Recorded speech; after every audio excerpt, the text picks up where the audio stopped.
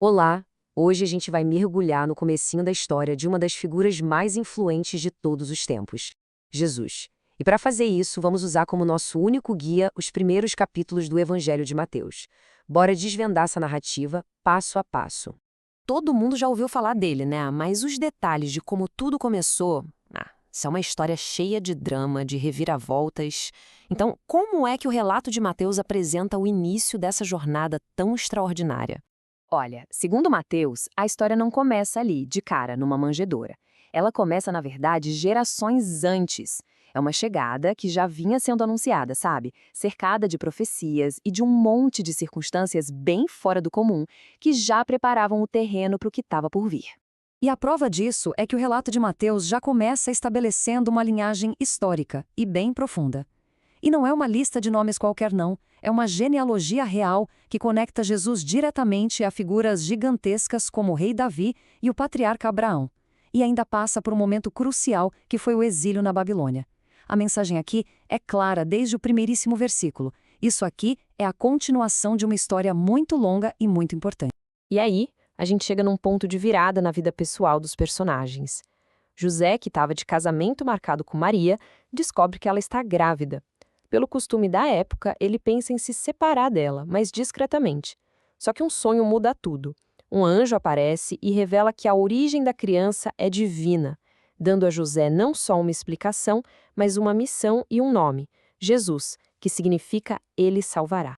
E o nascimento dele chama a atenção de muito, muito longe. Imagina só, magos, sábios lá do Oriente, veem uma estrela diferente no céu e entendem o recado. Um novo rei nasceu. A jornada deles e os presentes super simbólicos que eles trazem, ouro para um rei, incenso para uma divindade e mirra, que era usada em sepultamentos sinalizando a mortalidade, tudo isso indica que esse evento tem um significado que vai muito além daquela pequena cidade. E claro, com a notícia de um novo rei, surge o primeiro grande conflito da história. O governante da época, o rei Herodes, ele fica completamente transtornado. Para ele, um rei dos judeus recém-nascido não é uma boa notícia. É, na verdade, uma ameaça direta ao poder dele. E essa ameaça se torna mortal. De novo, um sonho serve como aviso, e José precisa transformar sua família em fugitivos. Eles escapam para o Egito no meio da noite, fugindo da fúria do Herodes, que chega ao ponto de ordenar a morte de todos os bebês em Belém. Quer dizer, a história desse herói não começa com festa e aclamação, mas sim com perseguição e exílio. Anos se passam. Depois da infância no exílio e do retorno para Nazaré, a narrativa dá um salto direto para a vida adulta. A missão pública dele está prestes a começar, e o primeiro passo é uma jornada bem simbólica para o isolamento do deserto. E quem prepara o palco para ele é uma figura, digamos, bem peculiar: João Batista. Vivendo no deserto, com um estilo de vida rústico, ele prega uma mensagem muito forte de arrependimento, como se fosse um mensageiro abrindo caminho. Ele é literalmente a voz que clama no deserto. E Jesus vai até João para ser batizado. É nesse momento que uma coisa extraordinária acontece. O céu se abre, o Espírito de Deus desce como uma pomba e uma voz do céu declara publicamente a identidade dele. É uma confirmação divina que marca oficialmente o início da sua missão.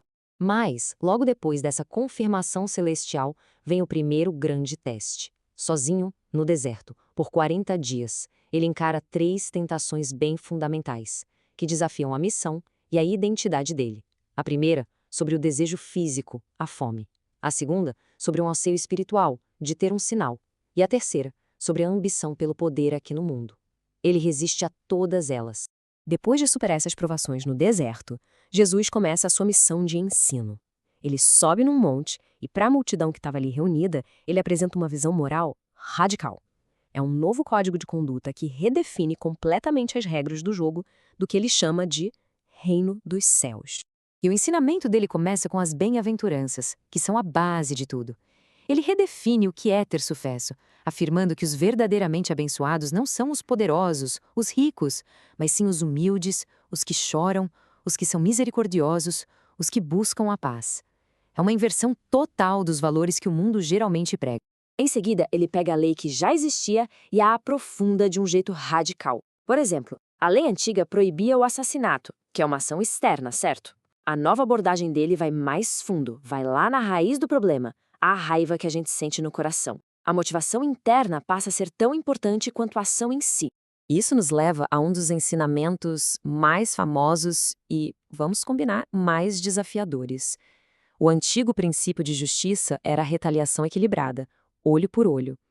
Jesus propõe uma coisa completamente diferente: quebrar o ciclo de violência com a não resistência, oferecendo a outra face.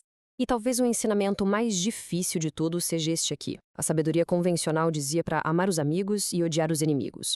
A nova visão de Jesus expande radicalmente essa ideia de amor, para incluir até mesmo aqueles que nos perseguem. É o ponto mais alto da ética que ele apresenta. Depois de estabelecer essa filosofia radical, a narrativa muda o foco. Agora não se trata mais só de palavras, mas de ações. Jesus começa a demonstrar sua autoridade de formas bem visíveis e poderosas, colocando em prática o que ele ensinou. E o alcance desse poder é impressionante.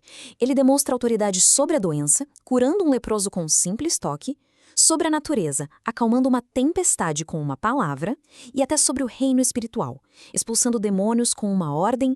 A escala do poder dele fica muito clara aqui. Uma multidão de 5.000 homens, isso sem contar mulheres e crianças, está com fome no meio do nada. Com apenas 5 pães e 2 peixes, ele alimenta todo mundo, até que fiquem satisfeitos. E ainda sobram 12 cestos cheios. Conforme a fama dele e os seus feitos se espalham, a missão vai ganhando força. Ele começa a montar uma equipe para levar essa mensagem adiante. Só que, com uma popularidade crescente, surge também uma oposição organizada. E o conflito se torna inevitável. Ele não trabalha sozinho. Ele começa a chamar pessoas comuns, do dia a dia delas, pescadores, um cobrador de impostos, para formar seu círculo mais próximo. E essas pessoas largam tudo para segui-lo, se tornando o núcleo do movimento dele. Mas quanto mais seguidores ele ganha, mais forte a oposição fica. Os líderes religiosos da época, os fariseus, o acusam de quebrar leis sagradas, como as regras do sábado. A tensão aumenta muito quando eles começam a dizer que os milagres dele não vêm de Deus, mas sim de uma fonte demoníaca. E eles começam a planejar ativamente como poderiam matá-lo. No meio dessa fama toda e desse perigo crescente, a questão central que fica no ar é, afinal de contas, quem é ele? O público tem suas teorias.